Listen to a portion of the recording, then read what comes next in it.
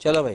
राहुल गांधी जी ने अपना election campaign जो है बंगाल के अंदर स्टार्ट कर दिया और पूरे बीजेपी समाज के अंदर खुशी की लहर। कोई जरूरत नहीं है मोदी जी आपको बंगाल आने की, आपका काम हो जाएगा। दुनिया उठ पटांगा हाथ तक।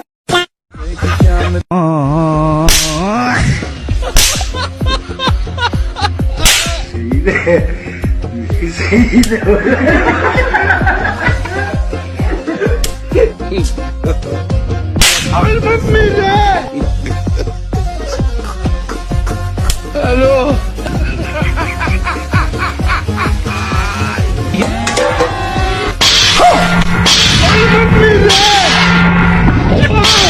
बाप रे, दादा रे।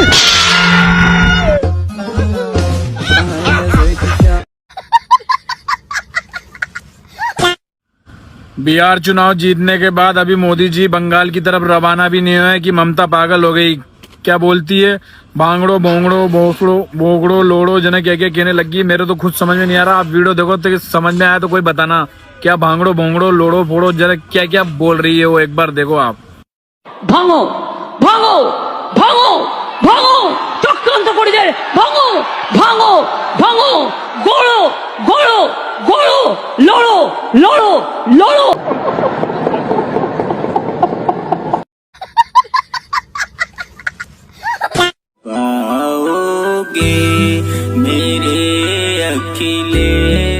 अरे पिंपल जी याद हो गया?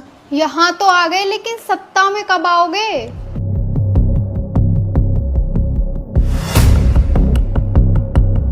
Sanjay Kumar time travel machine activate. Time machine मुझे 2027 में लेके चलो। मैं आदित्यनाथ योगी ईश्वर की शपथ लेता हूं कि मैं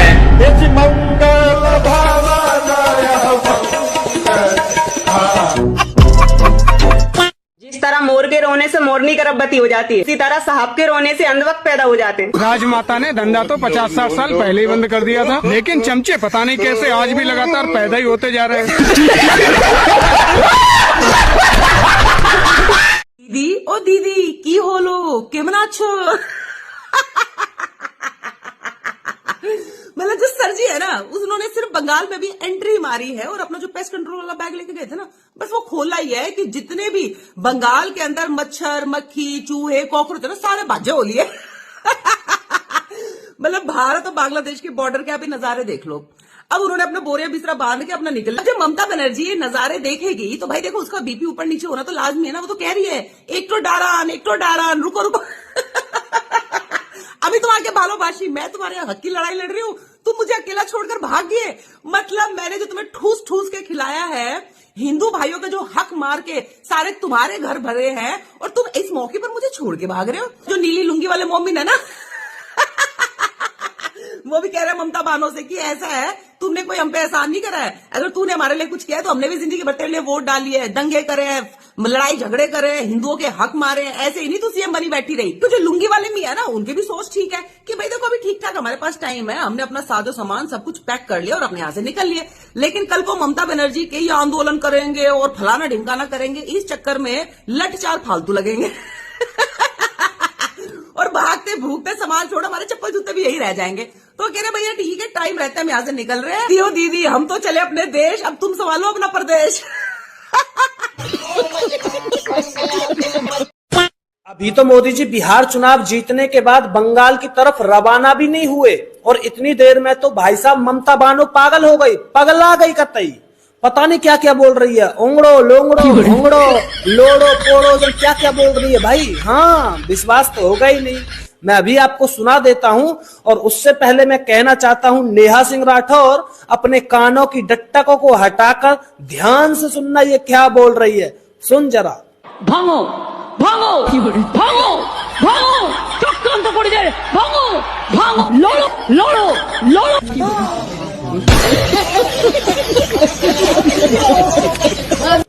ममता बानो पागल हो चुकी है। मतलब पता चल गया है कि अगला नंबर बंगाल की तरफ ये मोदी जी का रवाना। आ रहे हैं मोदी जी, टेंशन मत लो, टेंशन मत लो, करो तुम ओड़ो लोड़ो लोड़ो लोड़ो। एक बार इस मोहतरमा की सुनना। आपने यहाँ पे एक टेररिस्ट का घर उड़ा दिया, जिसने गलती की उसको जितनी सजा मिले कम है, लेकिन उसके माँ बाप ने क्या किया? अभी तो इन्वेस्टिगेशन भी चल ही रही थी। उसके भाई बहन ने क्या किया? इस हार्श कोल्ड विंटर में वो लोग रहेंगे कहाँ? देखिए, इससे कश्मीर को आप पता नहीं कितने हजार साल पीछे ले जा रहे हैं और अग्रेशन ज्यादा से ज्यादा बढ़ रहा है। आप एलियनेट कर रहे हैं कश्मीरियों को इस तरह। सरकार ने बहुत ही अच्छा काम किया है कि साला घर को ही उड़ा दिया। और तुम ये बोली हो कि उनके माँ बाप की क्या गलती थी, उनके परिवार वालों की क्या गलती थी। तो मैं तुमसे यह पूछता हूं कि उनके परिवार वालों की क्या गलती थी, उनके माँ बाप की क्या गलती थी, उनके बीवी बच्चों की क्या गलती थी, जो शाम के टाइम पर अपना काम खत्म करके अपने घर वालों से, अपने माँ बाप से, अपने बीवी बच्चों से मिलने वाले थे। कोई अपने घर के लिए आटा लेके जा रहा था, कोई सब्जी लेके जा रहा था, अलग अलग ख्वाब लेकर अपने घर पे जा रहे थे। सालों ने उनको रास्ते के अंदर ही उड़ा दिया, उनके चिथड़े चिथड़े उड़ा दिए। तुम ये बॉडी हो कि इस ठंड के अंदर वो कैसे रहेंगे? वो कैसे रहेंगे जिनके सिर्फ एक ही औलाद थी? उनको खाना कौन देगा? उनके लिए कौन कमाएगा? सबके बॉडी पार्ट्स के चिथड़े चिथड़े उड़ गए, सब मिक्स हो गए, पहचान में भी नहीं आ रहे कौन किसका बेटा है, कौन किसका पति है। चुन चुन कर ले जाना पड़ा है बॉडी पार्ट्स को चिथड़ों के अंदर। एलिनिएट किया जा रहा है कश्मीर को। कौन एलिनिएट कर रहा है? धारा 370 हटने से पहले 100 रुपए के अंदर फौजी भाइयों के ऊपर पत्थरबाजी की जाती थी। ना बॉयज पीछे थे, ना गर्ल्स पीछे थी। अगर AK-47 के साथ में भी कोई फौजी भाई अकेला मिल गया तो उसको घेर कर मार देते थे। इसलिए इस मानसिकता की जड़ को खत्म किया जा रहा है, इसीलिए बुलडोजर चल रहा है और घर को उड़ाया जा रहा है। ठीक है, राम राम। अरे वोटा चोरी कोई नेता न कहई बाए मोदी जी। अरे चारा घोटाला कोइला से नेता ना कहई बा, ए तेजस्वी नौआ फैलावे कहई बा, ए तेजस्वी चारा घोटाला क के खई बा, ए तेजस्वी हई चुटकी गणिये में डाल देम घों घों। देखिए, जब गधे को कुर्सी मिल जाए तो यही हाल होता है। खुद भी परेशान, दूसरों को भी परेशान करते हैं। समझदार के लिए इशारा काफी है। अरे मैडम, तभी तो गधे को कुर्सी नहीं मिल रही है। हम लोग अंधभक्त हैं, चमचा थोड़ी है कि गधे को कुर्सी दे देंगे।